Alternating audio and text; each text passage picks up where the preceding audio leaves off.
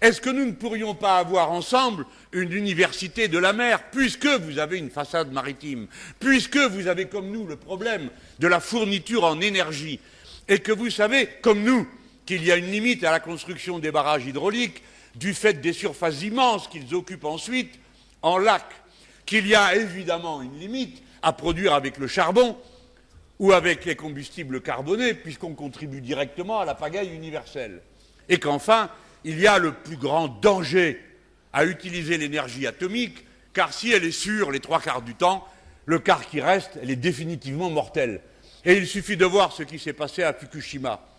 Et il suffit de voir ce qui s'est passé dans les autres endroits du monde où nous avons eu affaire à un accident. Dès lors, où allons-nous trouver cette énergie? Bien sûr, on parle du solaire. Vous avez de manière extrêmement habile utilisé les mini-réseaux autour d'une captation solaire. Et de cette manière, vous avez répondu à la question de savoir par quel réseau on pouvait régler le problème de l'électrification. Certainement pas en étendant les réseaux existants, mais plutôt en recréant sur des structures qui, étant plus modestes, sont plus faciles à maîtriser et à installer. Mais vous, nous avons la même ressource accessible, on a de la chance puisqu'on a une façade maritime. C'est l'immense énergie des mers. Il y a en mer, aussi longtemps que la Lune tournera autour de la Terre, le mouvement des marées, le mouvement de la houle, c'est-à-dire 366 fois l'énergie dont la Terre a besoin aujourd'hui.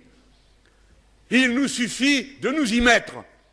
Et plus vite on s'y mettra, plus vite on réglera le problème de l'accès à l'électricité, car sans l'électricité, nous ne pouvons pas avancer.